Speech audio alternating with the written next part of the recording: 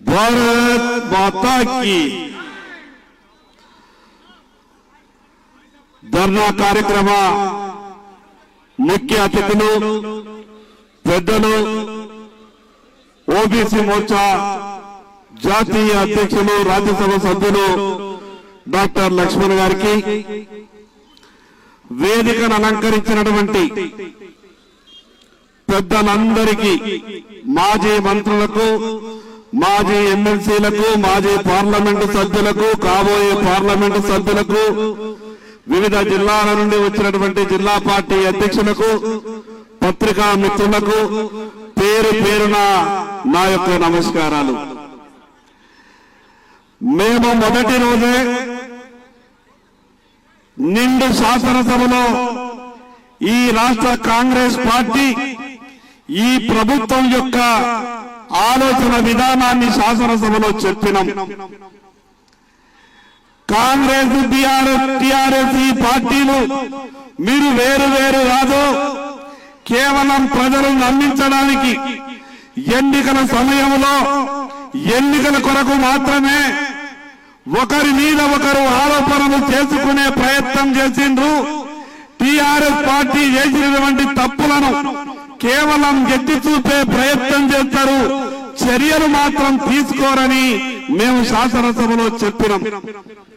మేము చెప్పినట్టే కాళేశ్వరం నుంచి మొదలు పెడితే కాళేశ్వరం కుంభకోణం కావచ్చు, దాని తర్వాత భూముల కుంభకోణం కావచ్చు, చివరికి టెలిఫోన్ ట్యాపింగ్ కావచ్చు, కేవలం పేపర్లలో లీకులు ఇవ్వడం, టీవీలకు లీకులు ఇవ్వడం తప్పితే దోషుల మీద చర్యలు తీసుకునేటువంటి ప్రయత్నం ఈ ప్రభుత్వం చేస్తలేదు. టిఆర్ఎస్ పార్టీ కాంగ్రెస్ పార్టీకి చాలా దగ్గరి పోలిక ఉన్నది. కేసీఆర్ లక్కీ నంబరు 6 అయితే ఈ రాష్ట్ర పార్టీ 6 గ్యారంటీలది. టిఆర్ఎస్ కాంగ్రెస్ పార్టీకి ఉన్నటువంటి అవినాభావ సంబంధం ద్వారా గతంలో చేసినటువంటి ఏ తప్పులు కూడా కాంగ్రెస్ పార్టీ చర్యలు తీసుకునేటటువంటి పరిస్థితి లేదు. ఈనాటి ముఖ్యమంత్రి గారు ఆ రోజు కాంగ్రెస్ పార్టీ అధ్యక్షుడిగా ప్రతి విషయానికి సిబిఐ ఎంక్వైరీ కావాలని అడుగుతుండే. ఈ రోజు ముఖ్యమంత్రి అయిన తర్వాత స్వరం మారిపోయింది. ఏ రోజు కూడా ఈ సిబిఐ ఎంక్వైరీ అడుగుతలేడు. మేము మొదటి నుంచి కూడా చెప్తున్నాం, గతంలో జరిగినటువంటి ఏ తప్పైనా సరే వాస్తవాలు బయటకు రావాలా, దోషులకు శిక్షలు ఖరారు కావాలంటే సిబిఐ ఎంక్వైరీ చేస్తేనే సాధ్యమవుతుంది. ఈ ధర్నా నుండి ఈ రాష్ట్ర ముఖ్యమంత్రి గారిని అడగదలుచుకున్నాం. అయ్యా ముఖ్యమంత్రి గారు, మీరు చెప్తున్నారు కదా ఫోన్ ట్యాపింగ్ మీద రోజుకొక లీకులు ఇస్తున్నారు కదా, వాస్తవాలు బయటకు రావాల్సినటువంటి అవసరం ఉంది. దేశ రక్షణకు సంబంధించినటువంటి విషయం, ఈ రాష్ట్ర భవిష్యత్తుకు సంబంధించిన విషయం, చివరికి హైకోర్టు జడ్జిని కూడా విడిచిపెట్టకుండా ఫోన్ ట్యాపింగ్ చేసినంటే ఏ రకంగా గతంలో టిఆర్ఎస్ పార్టీ ఈ రాష్ట్రాన్ని పరిపాలించిందో అర్థం చేసుకోవచ్చు. ఇక కాంగ్రెస్ పార్టీ అధికారంలోకి వచ్చి 5 నెలలైంది, చేసేదేమీ లేదు. ఎవరికి చిల్లిగవ సాయం చేసిందేమీ లేదు. ఈ రోజు రాష్ట్రంలో రైతులంతా కూడా అల్లాడుతున్నారు. వ్యవసాయ పనులు మొదలయ్యేటటువంటి సమయం విత్తనాలు దొరకక కుటుంబ సభ్యులను లైన్ లో పెట్టి విత్తనాలను తీసుకునేటటువంటి దుస్థితి. రైతు చేతిలో చిల్లిగవ లేదు, చేస్తానన్న రుణమాఫీ జరగలేదు.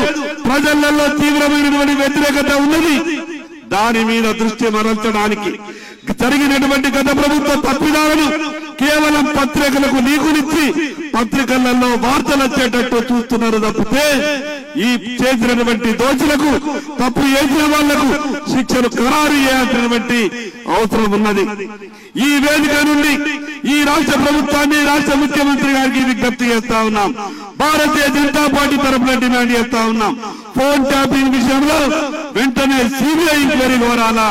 నిన్న జరిగినటువంటి సమావేశంలో ఈ రాష్ట్ర ప్రజల దృష్టిని మరల్చేందుకు, ఈ రాష్ట్రంలో ఉన్నటువంటి సమస్యల గురించి ప్రస్తావించకుండా లేని సమస్యలను ప్రస్తావించే విధంగా ఈ రాష్ట్ర ప్రభుత్వం వ్యవహారం చేస్తా ఉన్నది. భారతీయ జనతా పార్టీ తరఫున డిమాండ్ చేస్తా ఉన్నాం. ఈ రాష్ట్రానికే పరిమితంగా లేదు ఫోన్ ట్యాపింగ్. మొన్నటి వరకు ఇంకా వార్తలు వస్తున్నాయి. దేశంలో ఉన్నటువంటి ప్రముఖులే కాకుండా చాలా మంది దేశ రక్షణకు సంబంధించినటువంటి వ్యవహారంలో కూడా గతంలో టీఆర్ఎస్ ప్రభుత్వం వేలు పెట్టిందని సమాచారం వస్తా ఉన్నది. సిబిఐ ఎంక్వైరీ చేస్తేనే వాస్తవాలు బయటకు వస్తాయి, చేసిన తప్పులన్నీ బయటకు వస్తాయి.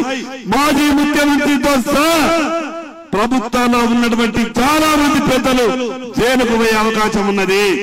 ఈ రోజు కాంగ్రెస్ పార్టీ టీఆర్ఎస్ పార్టీ మధ్యన ఒక ఒప్పందం జరిగింది. రాష్ట్ర ప్రజలారా ఈ విషయాన్ని మనం అర్థం చేసుకోవాల్సిన అవసరం ఉంది.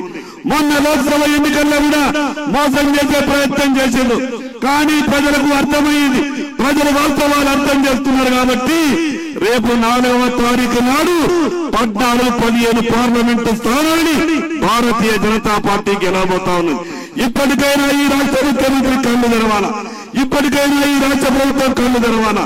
ఏదైతే ఫోన్ ట్యాపింగ్ జరిగిందో దాన్ని సిబిఐ ఎంక్వైరీ చేసే విధంగా కేబినెట్ లో తీర్మానం చేయాల్సిందిగా భారతీయ జనతా పార్టీ డిమాండ్ చేస్తున్నది. మరొక్కసారి ఈ అవకాశం ఇచ్చిన పెద్దలకు ధన్యవాదాలు తెలియజేసి సెలవు తీసుకుంటున్నా. భారత్ మాతాకి